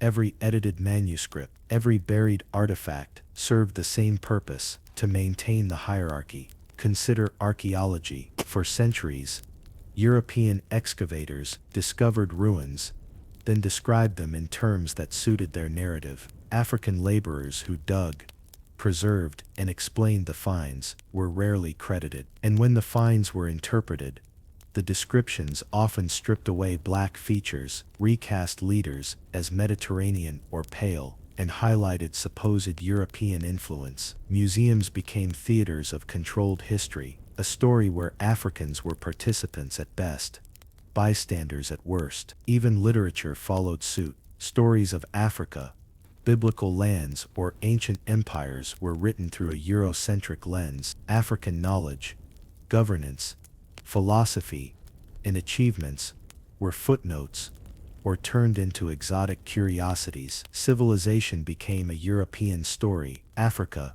became a backdrop, and by controlling imagination, how people picture the past, you control belief. That's dark psychology in action. Modern media continues the pattern. Films, TV shows, documentaries, even when depicting historical truth, often default to white leads, white heroes, white visionaries, the Moors, the Black Pharaohs, the African prophets. Cameo appearances at best, often removed entirely. This is why seeing yourself reflected in history is rare for black audiences, and why reclaiming those stories feels like reclaiming stolen power. And here's the twist: much of the erasure is layered, not just paint or words, but cultural assumptions. Over time, society internalizes the lie that Africa didn't build, didn't govern, didn't invent, that brilliance is alien, foreign, or anomalous. That's the ultimate weapon: self-doubt. Ask yourself, if generations of people have been convinced that their ancestors weren't contributors, how much work does it take to undo centuries of psychological conditioning? So, when you start piecing together the receipts, the untouched artifacts, oral histories, DNA studies, and manuscripts, you realize the erasure was never total. Black history survived, it thrived, and now, the act of learning it, sharing it, and believing it becomes revolutionary. Every truth you reclaim is a blow against centuries of control. Every image corrected, every story told, is an act of resistance. Ask yourself, how many legends, how many discoveries, how many innovations were credited to someone else simply because the original owners were black? And more importantly, how do we finally shine light on the brilliance that was stolen, repainted, and buried for centuries? They told you Columbus discovered America, that the New World was empty, waiting for Europe to plant flags and claim glory. That's cute, real cute, because before Columbus even set sail, Africans had crossed oceans, mapped coastlines, and traded across the Atlantic. Ask yourself, if black navigators were sailing these waters centuries before 1492, why is that story erased? Why do textbooks skip over the proof, like it's inconvenient homework? Start with the evidence. Artifacts in the Americas, tools, coins, and inscriptions show African presence long before Europeans arrived. Some date back to the 14th and 15th centuries, aligning with active trade between West Africa and the Caribbean. These weren't isolated travelers. These were organized, skilled navigators with knowledge of wind patterns, currents, and celestial navigation. They weren't wandering. They were on missions of trade, diplomacy, and culture. And yet the narrative insists they didn't exist. Take the Mali Empire, for instance. Wealthy, sophisticated, and technologically advanced, their knowledge of sailing and astronomy was legendary. Historians now suspect that skilled mariners from the Mali coast reached the Americas, bringing with them goods, seeds, and cultural influence.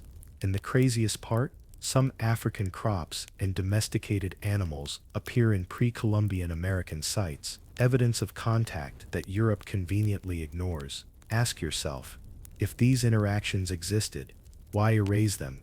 What does it take to hide a continent of black achievement? Art and symbolism also tell the story. African-inspired pottery, sculptures, and motifs appear in sites across Mesoamerica. In the Caribbean, scholars note stylistic similarities that can't be explained by coincidence. There's DNA evidence too. Traces of African lineage in certain indigenous populations predate European arrival. These aren't fringe claims.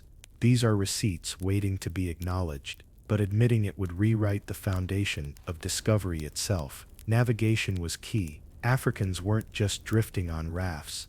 They had ships, sails, and precise knowledge of the stars. They tracked currents, winds, and coastal landmarks. They knew how to sail thousands of miles, survive storms, and trade across islands. This wasn't luck. It was skill, intelligence, and mastery passed down through generations. And yet, for centuries, explorers like Columbus are glorified as if he invented the Atlantic Ocean. Trade networks prove it further. Gold, ivory, textiles, and salt from Africa reached the Americas before Europeans monopolized commerce. Some historians suggest that African traders established settlements or temporary trading posts in coastal areas. Cultural exchanges, language, art, religion, and knowledge flowed alongside goods. Africa wasn't just visiting.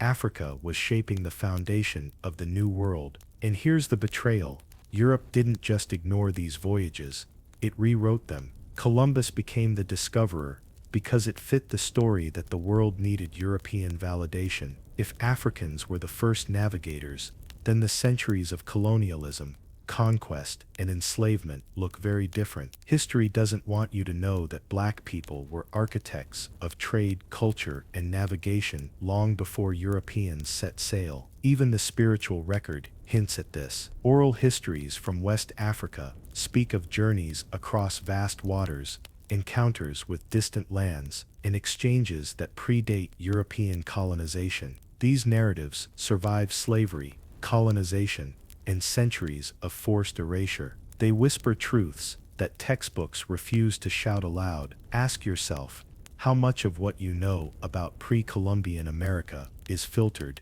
edited, or invented. The psychological warfare is subtle but effective. Generations are taught that Africa is a continent of passive subjects, not active explorers, that America waited for Europe's arrival. Every classroom, every map, every film reinforces the idea that black people weren't capable of oceanic exploration, and that internalized doubt shapes identity, belief, and pride. Until someone uncovers the receipts, history remains a tool of oppression. Imagine it: African navigators charting the Caribbean, West African goods being traded in Central America, indigenous communities interacting with skilled African seafarers, knowledge, culture, and commerce flowing across oceans centuries before the supposed discovery. And yet, when you open a history book, Columbus is the hero, and Africa is erased. That's the betrayal, and that's the fire that fuels the truth we're uncovering now. So ask yourself, if Africans reached the Americas first, traded, and influenced culture long before Europe, why is the story told the other way around? And more importantly, what does it mean for identity, legacy, and pride when we reclaim that truth? They told you the world got smart because Europe invented things. That innovation, science, and discovery started there. That's cute, real cute, because Africa was inventing long before Europe even thought about counting. Paper, medicine, navigation, martial arts, all stolen, repackaged, and sold back to the world with a Euro tag. Ask yourself, why is brilliance so often credited to the wrong people? Take paper. Ancient Egyptians and Nubians weren't just painting hieroglyphs on stone or clay. They developed early forms of papyrus, techniques for preserving knowledge, and record-keeping systems that rival anything Europe would later produce. Rome borrowed it, Europe innovated it, but the receipts don't lie. The blueprint was African, and the crazy part, Europe owes centuries of bureaucracy, libraries, and even modern schooling to a system they didn't invent. Ask yourself, if the world had learned who actually made the paper, what else would we have known? Medicine tells a similar story. African healers, herbalists, and physicians had advanced knowledge of anatomy, surgery, and pharmacology. From the Ebers papyrus to the oral traditions passed along the Nile, remedies and procedures predate European medicine by centuries. The knowledge was copied, rewritten, and sanitized, the African origin hidden, the names changed. And when Europe bragged about their medical discoveries, they were standing on stolen shoulders. Man, imagine being the ones who healed bodies while your story got erased. Navigation, of course, is another battlefield of erasure. Africans charted rivers, coasts, and oceans with precision. Celestial navigation,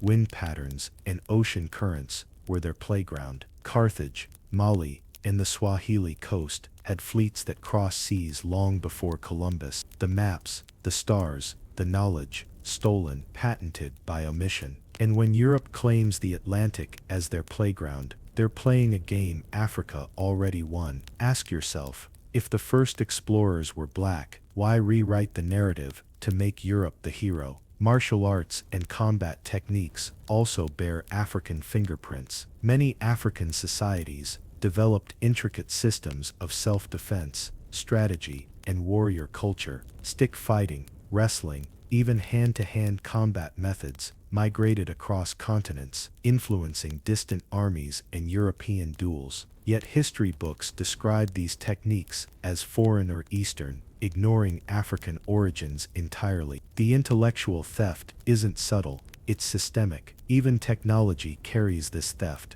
Metalworking, irrigation, architectural innovation. African engineers built tools, cities, and machines that astounded the world. When Europeans encountered these technologies, they copied, adapted, and then published as their own achievements. It's not just theft, it's psychological manipulation. Erase the source, claim the glory, control the story. That's how dominance is maintained, generation after generation. And here's the wild part. This isn't ancient history hiding in dusty archives. These innovations shaped our modern world. Without African paper, Europe couldn't have written encyclopedias. Without African navigation, transatlantic trade would have looked very different. Without African medicine, hospitals and pharmacopoeias would be missing critical foundations, and yet, the story credits someone else. That's betrayal, that's pain, and that's why uncovering the truth feels revolutionary. Ask yourself,